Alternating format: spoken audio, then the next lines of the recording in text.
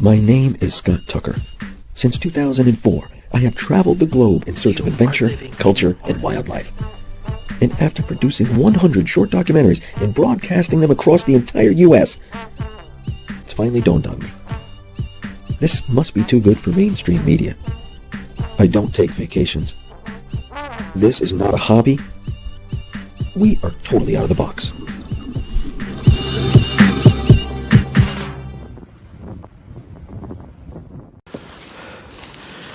Okay, listen. This is Expedition Earth. This is a special episode. I haven't done this in a long time. I'm Chuck Anicelli, kind of my herpetology mentor. He's up ahead with Race August Tucker. I'm in a location I can't even discuss. I can't even tell you where we're at. But we are, of course, now trying to fight the wind, but we are 99% sure we're going to see rattlesnakes, timber rattlesnakes. Chuck Anicelli is he's basically pointing the finger right now, explaining where they probably are. So listen, sit tight, watch this. You're going to be blown away. Check this out. Of course, one smart thing is watch where you're going. Don't do anything stupid. For example, don't not look where you're going, which is of course why some of this footage might be a little bumpy. But Race and I have been doing this together for a long time, and really Chuck Anicelli, the man right there to your left, is a big reason how we got into this. He knows where to look and he knows where to go, and I spotted this day as perfect. Oh, I think I hear amphibians ahead. Oh my God, look at this hawk, look at this hawk.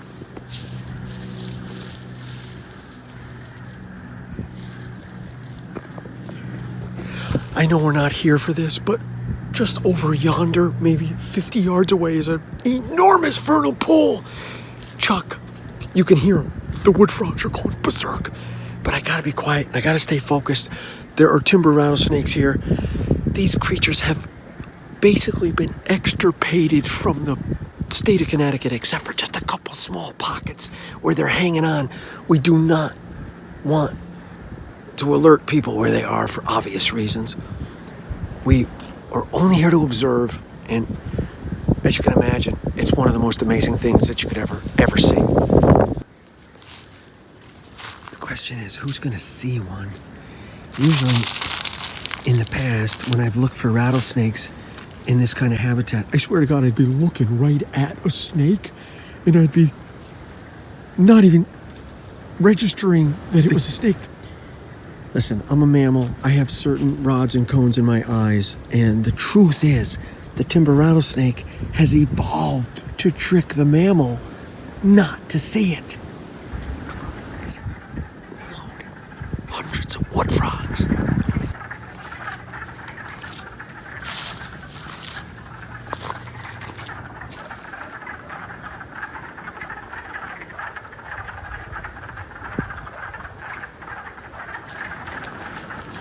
Okay, we just got word Chuck has found our first timber rattlesnake in 2019. He's up ahead.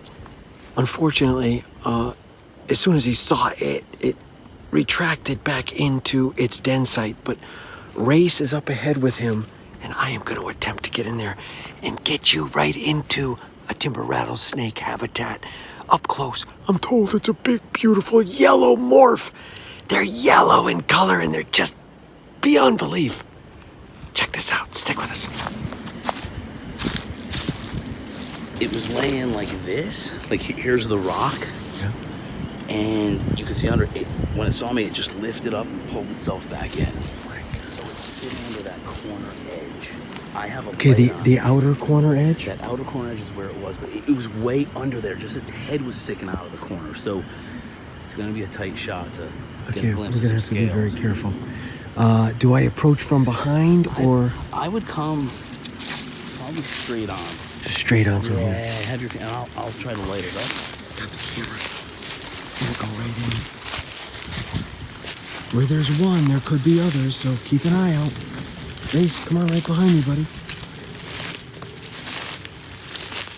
Remember, these reptiles have evolved to sense vibrations rather than hearing sounds.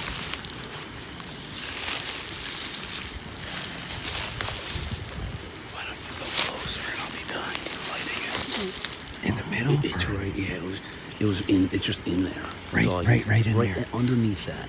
It's probably towards the back, because that's where it pulled into.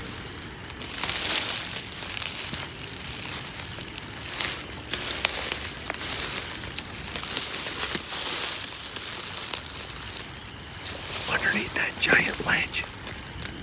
Inside the giant ledge. Okay. Watch your step, guys. Watch your step. Very difficult. He's right inside there.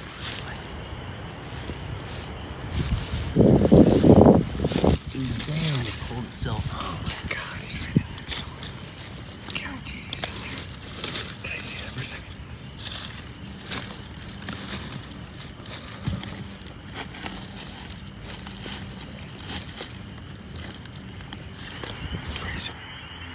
Okay, I'm not kidding. We all walked right by looking for the timber rattlesnake. There's a gorgeous racer right there. There he is, right there. Oh, look at his eye looking right at me. Can you see his eye? Right there. Right in the middle. He's looking right at me. Gorgeous racer. Stop. Slow down. Come slow.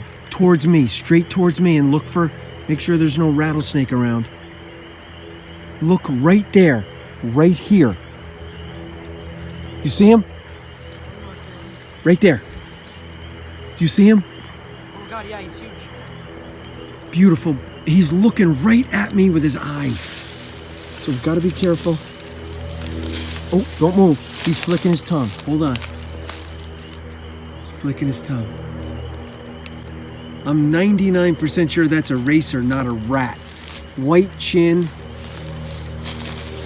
Oh, there's his tongue. Let me get his tongue flick again. Come on, Bubba.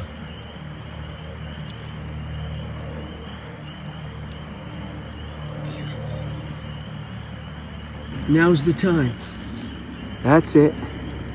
You're gonna want to go for the midsection, right around where his midsection is. Crouch down, son. Get down low. Right there. Okay, stop. Look at his tongue flick. Yeah, I see it.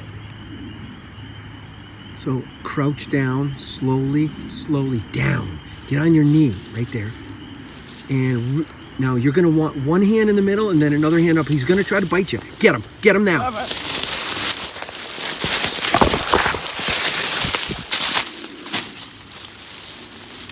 Stay still. Stay still. Don't move.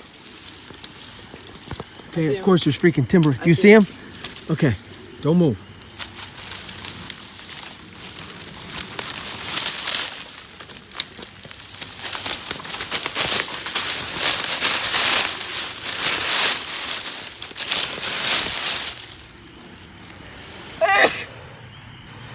Okay, snake catching 101 is not easy.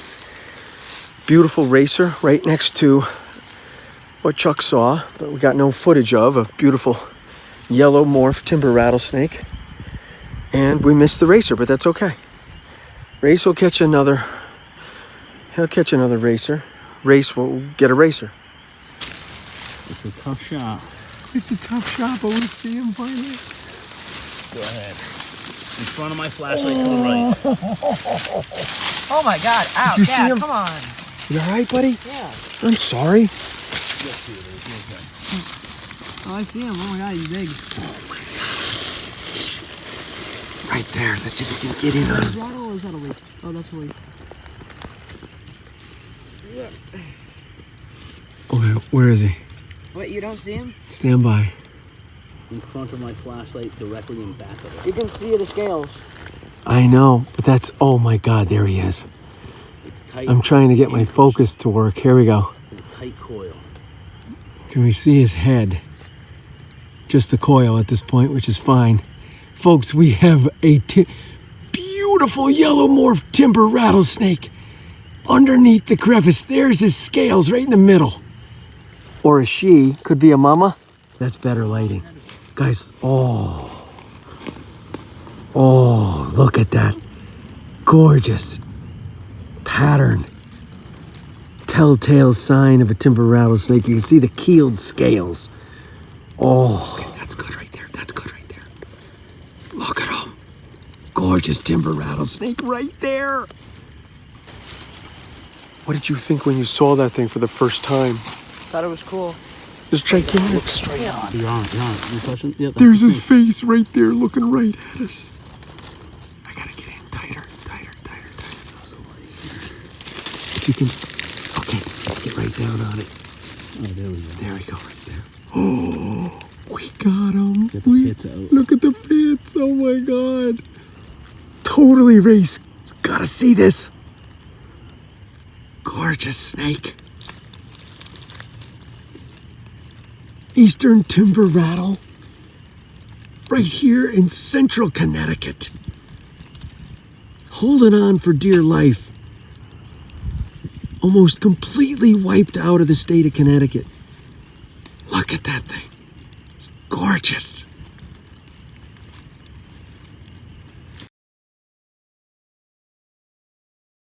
Oh yeah, I see him. Oh wow, that's cool. Hello. How are you? Do you freaking believe this? That's cool. Gorgeous. Crazy. This wasn't happening on the way.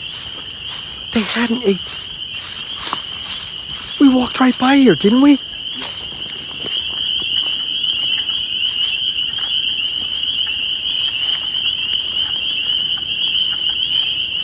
Ace, am I wrong? We didn't hear any of this. No, I did. You didn't? Not this loud.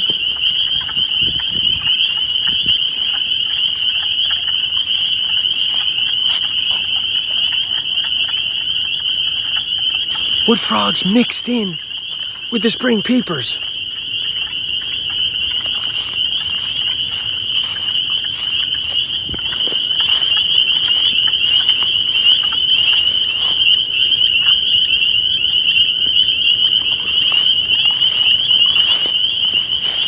I just saw him jump right there.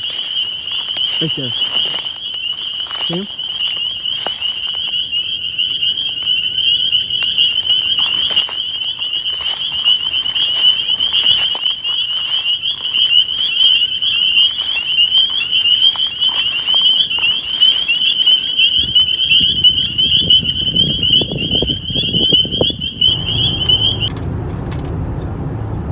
So as you have realized at Expedition Earth over these years, I've mentioned Chuck Anicelli many times in almost every show, and he's sitting right here next to me. There he is. Say hello.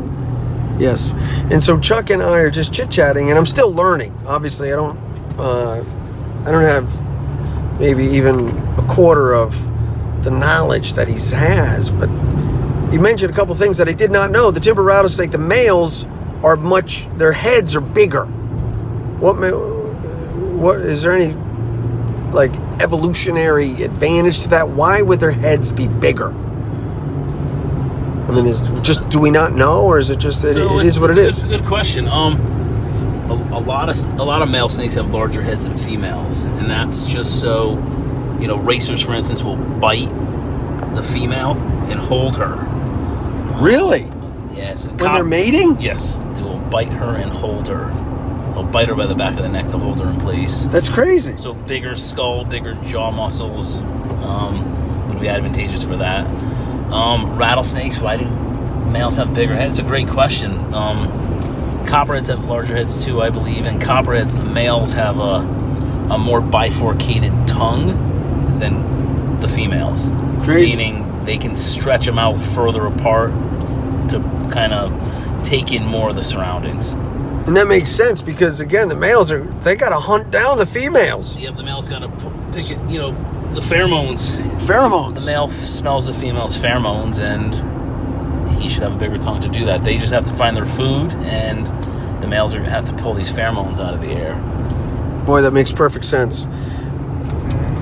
Okay, so that was fascinating. Obviously, I did not know that. But even more fascinating for me is how these timber rattlesnakes, which are, in essence, it's one species, the eastern timber rattlesnake, different color morphs. We saw a yellow morph today. I mean, maybe the term morph is wrong, please tell me, but I've seen gray ones, I've seen brown ones, I've seen dark, beautiful black ones. What is causing that? Why? Do we not know? If so, you see this bright yellow snake, and when you see it in brown leaves or gray rocks, you wonder, why is that thing so bright? It's going to be seen.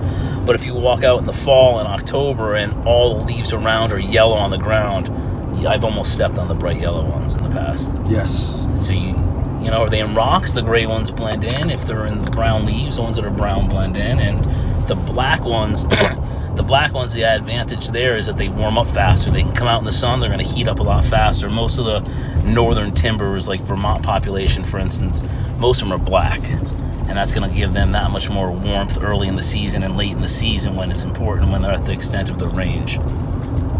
So not only have they come up with a way to envenomate their prey, which basically immobilizes it, enables them to subdue it and consume it without having a big fight about it, they've also come up with a way to have different color patterns. So if you have, 20 juvenile snakes and they've all got different color patterns, what if something crazy happens in the environment and for some reason things get darker, or they get more yellow, or they get more gray? Well, guess what? They're going to survive because they have a wider variety of colors. I mean, it's of course, it's just a theory. There's no way you can totally prove it, but this is a amazing reptile that's still fighting for its survival here in Connecticut. You would never even know that they were here if guys like Chuck, Bruce Timmerman over the years hadn't taught me where to find them and where to look for them. You'd never even know they were here.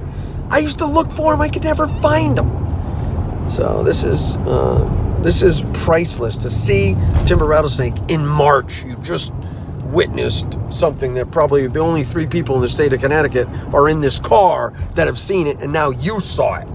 Chuck Anicelli, this guy that I stumbled onto by reading The Advocate back in 1998. I read The Advocate. He's involved in the Connecticut Herpetologist League. And I show up at a meeting out of the blue with Ava. Race isn't even born yet. Daphne's not even born yet. And I run into this guy. By the way, Chuck, in the beginning, was very aloof with me. He's like, who is this freak? Who is this guy, Scott Tucker? He had no idea who I was. And I remember in the beginning, he was sort of like, I don't really know you, dude. I'm not going to show you nothing. It took me almost a year to convince Chuck to even be my friend. Because that's he knew. You can't. You're such a likable person. What did you say, Race? Because you're such a likable person. Yeah, Race is being sarcastic. So anyways, I finally befriended him. He finally realized this guy just cares. He loves this stuff. Look at him. He's nuts. He doesn't even know what he's doing. And so he befriended me, showed me. And now, this guy, all these years later, he's done studies on copperhead venom. He's done all kinds of habitat review all over New England, especially here in Connecticut, trying to help developers protect everything from turtles to snakes to amphibians. So when we go in and do a construction project, we don't completely destroy it. Chuck, tell me, what's that been like for you? Looking for animals during a construction project and actually having some say in how something goes, how a subdivision is laid out, how a road goes. It's kind of nice to have a voice for the animals and be able to, get up and do that. It's pretty rewarding. It's not always fun. You're not always finding animals. You actually really don't want to find animals a lot of times because you hope they're not there and you hope you're not going to, bother their habitat. But when you're doing it, the least impact to the habitat is the important part, and I like to be involved in that. It really shocks me, coming from the construction industry, coming from business, how little a lot of people care. I mean, they look at you like you're from outer space if you're worried about protecting a salamander, which is just unthinkable when you've gotten as close as we have over these years to a spotted salamander or a marbled salamander. It's insane. These people look at you like what are you, a freak? I say, you're the freak, guys. If you don't care and you're not interested or you're not excited about it, you have to see these creatures, which I want to flip back to the timber rattlesnake. I want to flip back to a little bit more about what Chuck knows a lot about and I know very little.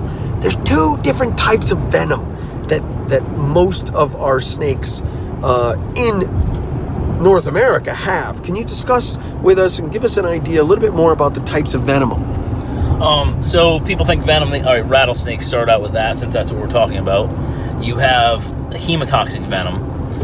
They don't group venom anymore like they used to, where it's cytotoxic or neurotoxic or hemotoxic or myotoxic. Basically, venoms can be a combination of all of them. Timber rattlesnakes around here, those snakes are hemotoxic. They have a venom that attacks red blood cells, causes a lot of bleeding, causes a lot of blood abnormalities, which end up usually killing the prey, either clotting the blood or not letting the blood clot. The animals usually die from some type of embolism or stroke or something, where the blood goes into the brain. Neurotoxic, that's, cobras, elapids have neurotoxic venom. When they bite you, a rattlesnake bites you, lots of pain, lots of inflammation, lots of swelling. A cobra bites you, and you might not feel a heck of a lot until maybe an hour later. Your eyelids might get a little droopy, your breathing will get labored. They need to put you on some type of breathing machine to keep you alive. But you see down in Georgia, they have basically the timber rattlesnake, which is a canebrake rattlesnake. There's some argument whether they're the same snake or not, but you go to Georgia and some of these snakes are very neurotoxic. If you're going to treat that bite with the regular stuff that you use here in Connecticut, it might not treat it. Depends how they made that antivenom, what snakes they use, but the neurotoxin in rattlesnakes is, Mojave rattlesnakes have a neurotoxic venom, and it's treated completely different. So that's one thing you have to watch out for. Isn't that crazy? Because, again, you have another species of snake right here in North America. It's a rattlesnake, but you got to treat it differently. Hematomic between, how do you pronounce it? Hemotoxic. Hemotoxic versus neurotoxic. So yes. You got these two different types. But back to Connecticut, because we're in Connecticut and a lot of people are watching this are in Connecticut.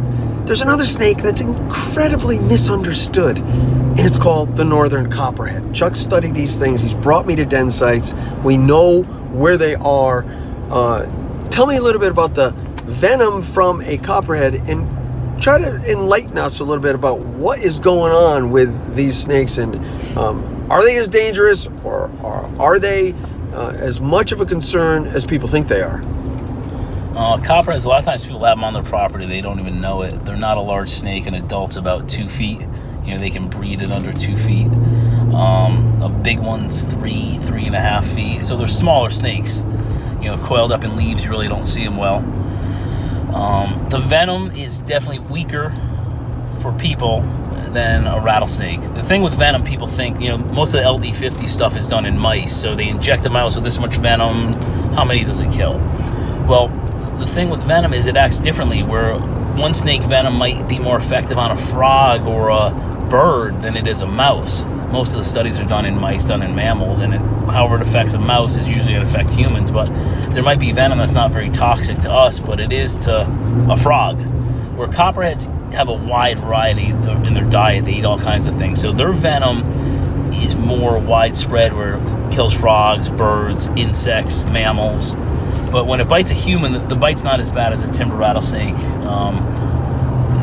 You can definitely lose a finger. People have died from them, very rarely. Usually you're dealing with what happened from the bite.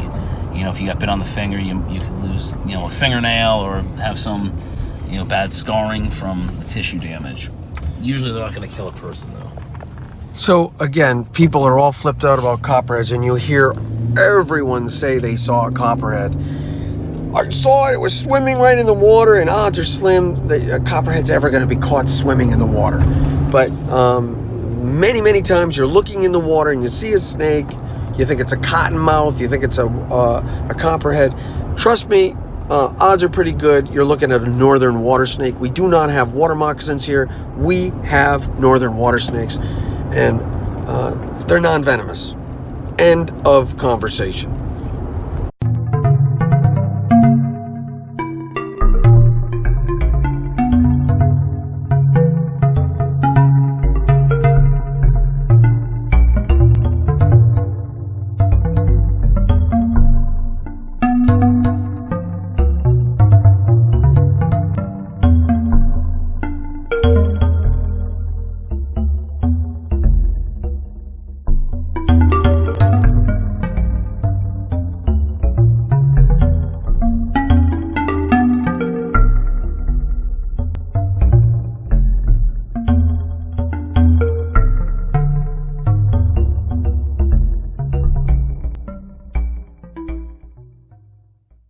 It's got flexibility. Look at this. Straight fit, comfort flex waistband, moisture wicking, 4-way flex. These things flex. And, I mean, you could do stretching with them. Stretching. Can we please leave now? Okay. We have knives for a reason, Dad. It's unbelievable. This is like a dream come true. Mainstream clothing. Wrangler has finally found a way for guys like me who will not wear cotton to actually have the proper clothing so you don't sweat like a pig. This is a dream come true.